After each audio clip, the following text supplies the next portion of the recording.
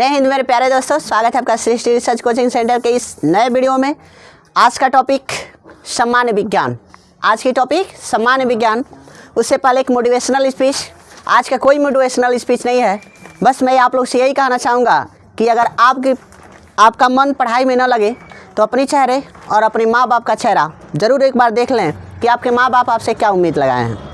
आपको स्वतः ही पढ़ने का मोटिवेशनल मिल जाएगा, क्योंकि कहा जाता है कि इस दुनिया में जो बंदा किसी और से मोटिवेट होता है या तो कभी सक्सेस होता है या तो ज़िंदगी में कभी नहीं होता है। तो अगर मोटिवेट होना है तो खुद से हो, अपने माँ बाप के चेहरे से। अगर जब भी आप डिमोटिवेट हो तो मैं कहूँगा कि आप अपने माँ बाप का चेहरा और उस अपने सपने को याद करें जो कि अपने दिमाग में, अपने दिल में संयोग के रखे हैं। चलिए, आज का टॉपिक सामान्य विज्ञान। सामान्य विज्ञान, सामान्य विज्ञान। अब सामान्य विज्ञान क्या होता है? जैसे कि सामान्य विज्ञान की बात करें तो ये जितना भी होगा ये टोटल कॉम्पिटिटिव लेवल का होगा।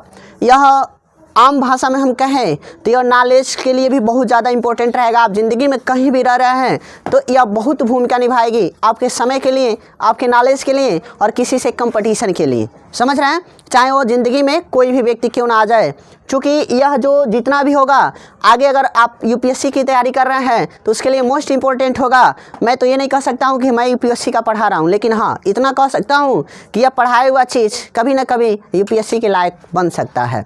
चलिए, तो सबसे पहले अगर सामान्य विज्ञान की बात करें तो इसको देखा जाएगा कि इसको कितने भागों में बांट दिया जाए। मेरे अनुसार अगर मैं इसको बांटूं तो पहला बांटूंगा जीव विज्ञान। कौन से विज्ञान में? जीव विज्ञान में। जीव विज्ञान, समझ रहे हैं? कौन सा विज्ञान? जीव विज्ञान, जिसको क्या कहते हैं? बायोलॉजी। क्या कहते हैं बाबू? बायोलॉजी। दूसरा अगर इसको हम बांटूं तो दूसरा मैं बांट सकता हूं भौतिक विज्ञान। कौन सी विज्ञान? भौतिक विज्ञान। भौतिक विज्ञान, भौतिक विज्ञान, जिसको इंग्लिश में क्या कहते हैं? फिजिक्स कहते हैं। अगर तीसरा मैं इसको बांटूं तो तीसरा बांट सकता हूं रसायन विज्ञान। रसायन विज्ञान, कौन सा विज्ञान? रसायन विज्ञान। और चौथा अगर इसको बांटूं तो इसमें चौथा में बांटूंगा इसको तकनीकी। नहीं, किस में बांटूंगा? तकनीकी में। तकनीकी का मतलब हो जाएगा तकनीकी। समझ रहे हैं? किस में बांटूंगा इसको? तकनीकी में बांटूंगा। तकनीकी में बांटने का मतलब ये हो जाएगा कि देखिएगा, यह तकनीकी फिजिक्स और रसायन का ही हिस्सा होगा। यह जो तकनीकी होगा किसका हिस्सा होगा? फिजिक्स और रसायन का ही हिस्सा होगा। अगर यूपीएससी में आप जा रहे हैं तो लगभग 7 से 8 प्रश्न आपका जीव विज्ञान से पूछेगा। किससे पूछेगा? जीव विज्ञान से हमेशा पूछता और हमेशा पूछता रहेगा। लगभग 7 से 8 प्रश्न किससे पूछेगा? तो जीव विज्ञान से पूछेगा। फिजिक्स की बात करें तो फिजिक्स से लगभग 2 से 3 प्रश्न पूछेगा। कितना पूछेगा? 2 से 3 प्रश्न पूछेगा। रसायन विज्ञान की बात करें तो इसमें लगभग 3 से 4 प्रश्न पूछेंगे। कितना? 3 से 4 प्रश्न पूछेंगे। अगर तकनीकी की बात करें तो तकनीकी में भी लगभग 3 से 4 ही प्रश्न पूछेगा। कितना प्रश्न पूछेगा? 3 से 4 ही प्रश्न पूछेगा।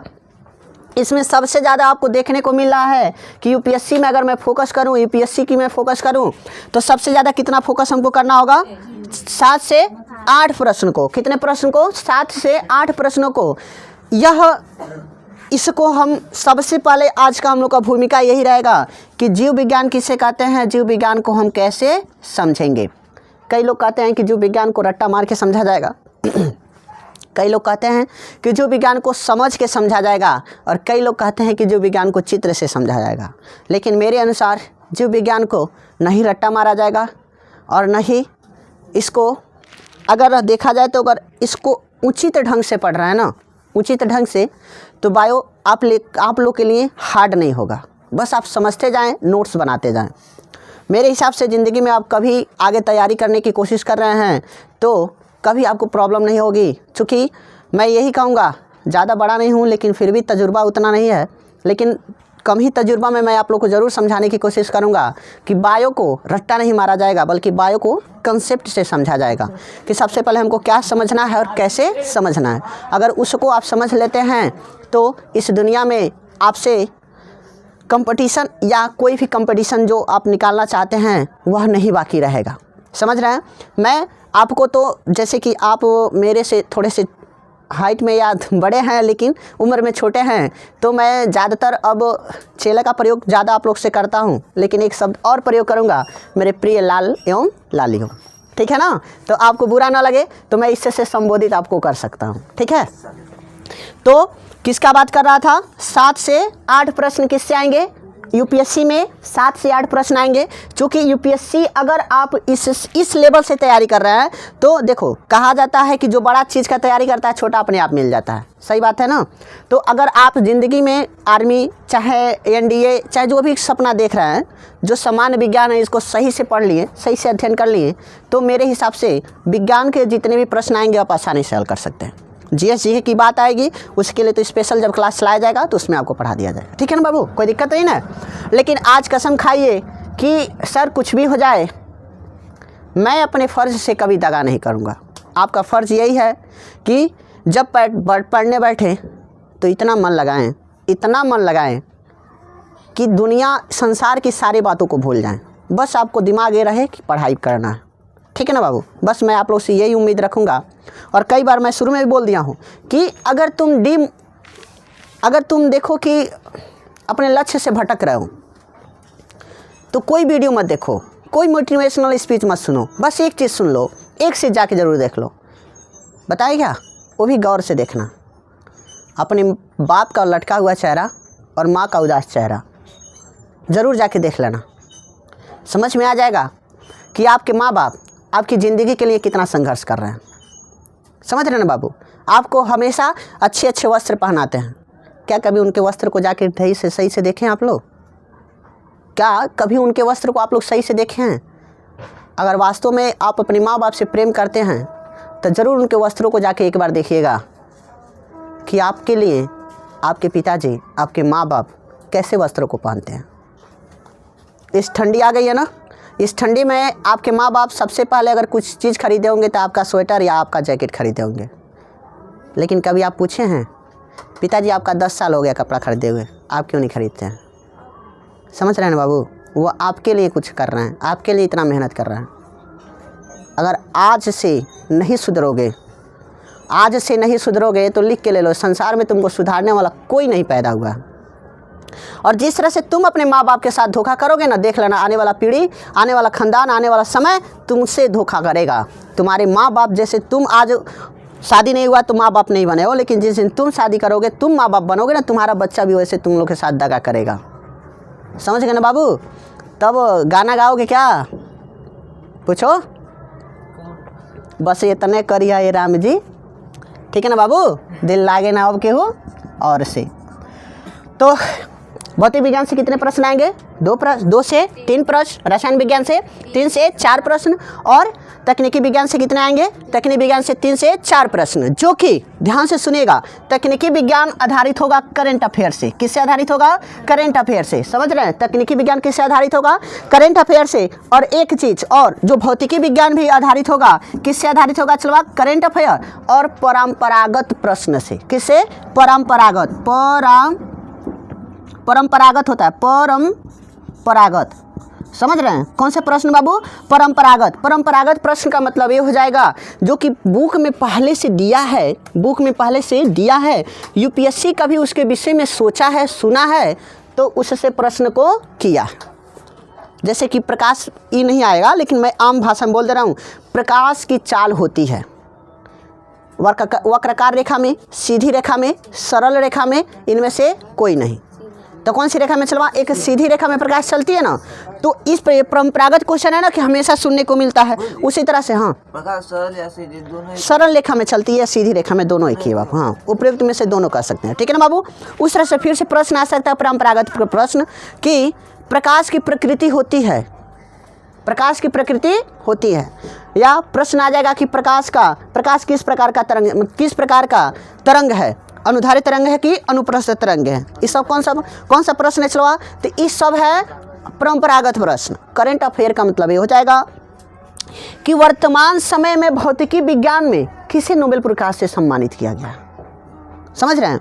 वर्तमान समय में किसे प्रश्न, परंपरागत प्रश्न को छोड़कर अगर करंट अफेयर से प्रश्न आ रहा भौतिकी विज्ञान में तो कैसे आएगा कि वर्तमान समय में वो नोबेल पुरस्कार से किसे सम्मानित किया गया है। तो आपके कमेंट बॉक्स में ज़रूर कमेंट कीजिएगा कि 2022 का फिजिक्स के क्षेत्र में किसे नोबेल पुरस्कार से सम्मानित किया गया है। दूसरा प्रश्न रहेगा कि 2022 में रसायन विज्ञान में किसे नोबेल पुरस्कार से सम्मानित किया गया है। और फिर से तीसरा प्रश्न रहेगा करंट अफेयर का कि वर्तमान समय में 2022 में किस नए यंत्र का आविष्कार किया गया है। यह 3 प्रश्न रहेंगे। देखें कौन ऐसा बच्चा है जो तीनों प्रश्नों का जवाब दे रहा है। ठीक है ना बाबू, आप लोग सर्च कीजिएगा, नहीं होगा तो मुझसे कमेंट कीजिएगा, मैं ज़रूर उस प्रश्न को बताने की कोशिश करूँगा। ठीक है ना। तो चलिए अब हमको चलना है कि इसको लेके चलना जीव विज्ञान को। कौन से विज्ञान को लेके चलना है? जीव विज्ञान को। अब जीव विज्ञान किसे कहते हैं? जीव विज्ञान किसे बताएगा? कौन बता देगा जीव विज्ञान किसे कहते हैं? Very good. विज्ञान की वह शाखा जिसके अंतर्गत जीवों का अध्ययन किया जाता है क्या कहलाता है? जीव विज्ञान कहलाता है। तो अब बताइए, जीव देखा जाए तो जीव विज्ञान की हम बात करें ना बाबू, कौन सा विज्ञान? जीव विज्ञान। जीव विज्ञान तो इसके परस्पर इसका अध्ययन हम करें तो जीव विज्ञान को भी कितने शाखाओं में बांटा जाएगा? 2 शाखाओं में। कितने शाखाओं में? 2। कौन कौन शाखा हो जाएगा? एक हो जाएगा जूलॉजी यानी कि जंतु विज्ञान, एक हो जाएगा बॉटनी जिसे क्या कहते हैं? वनस्पति विज्ञान। तो इसको कहते हैं कौन सा विज्ञान? जंतु विज्ञान। जंतु विज्ञान बिल्कुल सही। इसमें इसमें इसको जूलॉजी, इंग्लिश में अगर इसको देखा जाए तो क्या कहते हैं? जूलॉजी कहते हैं। ZOOLOGY zoology. ठीक है ना। उसके बाद से क्या आ जाएगा? बॉटनी आ जाएगा। और चलो खसरा क्या हाल है जी? बढ़िया। खसरा सब बढ़िया। जैसे कि क्या बात कर रहे थे हम? जंतु विज्ञान की बात कर रहे थे, जिसे इंग्लिश में क्या कहते हैं? जूलॉजी कहते हैं। क्या कहते हैं? जूलॉजी। उसी तरह से आ जाएगा उसके बाद से बॉटनी। क्या आ जाएगा बाबू? बॉटनी। BOTANY। इसको क्या कहते हैं? वनस्पति विज्ञान। वनस्पति विज्ञान देखिएगा। जीव विज्ञान किसे कहते हैं? जंतु विज्ञान किसे कहते हैं? जीव विज्ञान की वह शाखा जिसके अंतर्गत जीव जंतुओं यानी कि जंतुओं का परस्पर क्या किया जाता है? अध्ययन किया जाता है। क्या कहलाता है? जंतु विज्ञान कहलाता है। और बॉटनी आ जाएगा तो जीव विज्ञान की ही शाखा है ना, तो बोला जाएगा कि जीव विज्ञान की वह शाखा जिसके अंतर्गत पेड़ पौधों का परस्पर अध्ययन किया जाता है क्या कहलाता है? वनस्पति विज्ञान कहलाता है। अब देखिएगा जो जंतु विज्ञान है, कौन सा विज्ञान? जंतु विज्ञान। इसको भी कई रूपों में बांटा गया है। इसको भी कई रूपों में यानी कि इसके कई भाग होते हैं। पहला होता है मानव कार्यकी। क्या होता है? मानव कार्यकी। जंतु विज्ञान में पहला आ जाएगा मानव कार्यकी। ठीक है ना। दूसरा आ जाएगा, देखिएगा मानव कार्यकी का मतलब हो जाएगा जिसमें मानव के से संबंधित क्या बातों का वर्णन करें। उस तरह से दूसरा आ जाएगा अनुवांशिकी। क्या आ जाएगा? अनुवांशिकी। समझ रहे हैं? कौन सा आ जाएगा? अनुवांशिकी। तीसरा आ जाएगा देखिएगा, पहला क्या है? पहला मानव कार्यकी। दूसरा है अनुवांशिकी। तीसरा है जंतुओं का वर्गीकरण। तीसरा क्या है? जंतुओं का वर्गीकरण। चौथा क्या हो जाएगा? आर्थिक महत्व यानी कि कह सकते हैं कि आर्थिक महत्व के जंतु। देखिएगा पहला बोलिएगा, पहला क्या है? मानव कार्यकी। दूसरा क्या होगा? अनुवांशिकी। तीसरा क्या हो जाएगा? जंतुओं का वर्गीकरण। तीसरा क्या लिख सकते हैं? जंतुओं का वर्गीकरण। जंतुओं का वर्गीकरण। उसके बाद से चौथा बात करें तो चौथा क्या हम बताए हैं? आर्थिक महत्व के जंतु। क्या हो जाएगा? आर्थिक महत्व के जंतु। आर्थिक महत्व के जंतु। अब इसका मतलब क्या हो जाएगा बाबू? आर्थिक महत्व के जंतु। यूपीएससी में ज़्यादा मात्रा में आपसे आर्थिक महत्व के जंतु से क्वेश्चन पूछेगा। उसके बाद से अनुवांशिकी पूछेगा और उसके बाद से मानव कार्यकी पूछेगा। समझ रहे हैं किसका बात कर रहे हैं? मानव कार्यकी, उसके बाद से अनुवांशिकी, उसके बाद से आर्थिक महत्व के जंतु। किस में पूछेगा? ये ज़्यादा मात्रा में यूपीएससी में इसी से पूछेगा। इस मात्रा में अगर छोटे एनडीए का अगर पेपर आप दे रहे हैं, छोटे वनडे एग्जाम का पेपर देंगे, तब उसमें आपको कम से कम जंतुओं का वर्गीकरण से पूछ सकता है कि जंतुओं का वर्गीकरण का पितामह किसे माना जाता है। कैरोलस लिनियस का नाम सुने हो बायो में? चलिए कोई दिक्कत नहीं है, नहीं सुना है तो जब इसको जंतुओं का वर्गीकरण पढ़ाया जाएगा तब आपको उसमें बता दिया जाएगा, ठीक है ना। उसके बाद से कौन सा बच रहा है आपका? बॉटनी बच रहा है। कौन सा बच रहा है? बॉटनी। तो बॉटनी में पहला क्या है? पादप कार्यकी। क्या होगा? पादप कार्यकी। तो किधर हम लिख दें? इधर लिख दें पादप कार्यकी, पादप कार्यकी, ठीक है ना। उसके बाद से पहला है किसका है? ये बॉटनी का है, वनस्पति विज्ञान। कौन सी विज्ञान? वनस्पति विज्ञान, ठीक है ना बाबू, वनस्पति विज्ञान। कौन सा विज्ञान? वनस्पति विज्ञान। दूसरा क्या हो जाएगा देखिएगा, पहला है पादप, वनस्पति विज्ञान में पहला क्या होगा? पादप कार्यकी। दूसरा हो जाएगा कोशिका विभाजन या कोशिका विज्ञान। कौन सा भी विज्ञान? कोशिका विज्ञान, यानी कि जिसमें कोशिकाओं का परस्पर हम क्या करते हैं? अध्ययन करते हैं। तो दूसरा क्या हो जाएगा? कोशिका, कोशिका विज्ञान। कौन सा विज्ञान होगा? कोशिका विज्ञान होगा। तीसरा बात करें इसमें भी 4 ही होगा। पादप का आर्थिक, यानी कि पादपों का आर्थिक महत्व। उसके बाद हो जाएगा पादपों का वर्गीकरण। क्या हो जाएगा? पादपों का आर्थिक महत्व। जैसे कि जंतुओं का आर्थिक महत्व है ना, उसी तरह से क्या हो जाएगा? पादपों का आर्थिक, कौन सा? आर्थिक, पादपों का आर्थिक महत्व, ठीक है ना। उस तरह से चौथा क्या हो जाएगा? पादपों का वर्गीकरण। क्या हो जाएगा? पादपों का वर्गीकरण, वर्गीकरण। समझ रहे हैं? यह किसके किसके भाग होंगे? तो पहला मेरे साथ बोलिएगा जरा, जंतु विज्ञान के कितने भाग होंगे? 4 भाग। कितने भाग? 4 भाग। पहला क्या है? मानव कार्यकी। दूसरा क्या है? वनवांशिकी। तीसरा क्या है? जंतुओं का वर्गीकरण। 5वां क्या है? आर्थिक महत्व, आर्थिक महत्व के जंतु। उस तरह से वनस्पति विज्ञान में कौन कौन आ जाएगा? पादप कार्यकी। दूसरा है कोशिकाओं का विभाजन, यानी कि पहला कोशिका विज्ञान, उसके बाद से पादपों का आर्थिक महत्व, उसके बाद से पादपों का वर्गीकरण। समझ रहे हैं? कितने सब दोनों के कितने कितने भाग हो रहे हैं? 4 भाग। अब 4 भागों में सबसे पहले हमको क्या पढ़ना होगा? पहले जंतु विज्ञान है ना, तो जंतु विज्ञान में हमको पहले पढ़ा जाएगा मानव कार्यकी, यानी कि मानव में किस प्रकार के कार्यों का वर्णन होता है। मुंह, आँख, नाक, जीभ कैसे होते हैं, कैसे कार्य करते हैं, आगे वाला जीभ, पीछे वाला जीभ, क्या हमारे जो ये जो जबड़ा है, जो जीभ है, क्या पीछे से लॉक है कि नहीं है, क्या सर्प जो होते हैं, जो गिरगिट होता है, वह देखना अपने जीभ को झटका से मार के शिकार को पकड़ सकते हैं। लेकिन हम लोग क्या झटका से मार के पकड़ सकते हैं? नहीं, क्योंकि हम लोग का जो जीभ है चला आगे तो खुला हुआ है, लेकिन पीछे क्या है? लॉक है। इसी की वजह से हम अपने जीभ को ज़्यादा दूर तक नहीं भेज सकते, अपने जीभ को ज़्यादा दूर तक नहीं भेज सकते। लेकिन जो सर्प वर्प होते हैं, देखना फुर फुर निकालते रहते हैं, फुर फुर। क्यों निकालते हैं? क्योंकि उनका आगे वाला हिस्सा देखना बंद रहता है और पीछे वाला क्या होता है? खुला रहता है, जिसकी वजह से झटका से क्या कर सकते हैं? बिक सकते हैं। समझ रहे हैं ना? यही कारण है कि वो अपने जुबान को आसानी से निकाल सकते हैं। आपको अगला वीडियो में ये भी बताया जाएगा, जो जीभ है, जीभ इसमें हम लोग स्वाद कहाँ कहाँ चखते हैं। आगे वाला जीभ किस काम आता है? मीठा को चखने में, खट्टा को चखने में, कि तीता को। समझ रहे हैं? नहीं कहते हैं आप लोग कि तीत लग रहा है। एक बात बताएं, तीखा चीज़ किसी प्रकार का स्वाद नहीं है।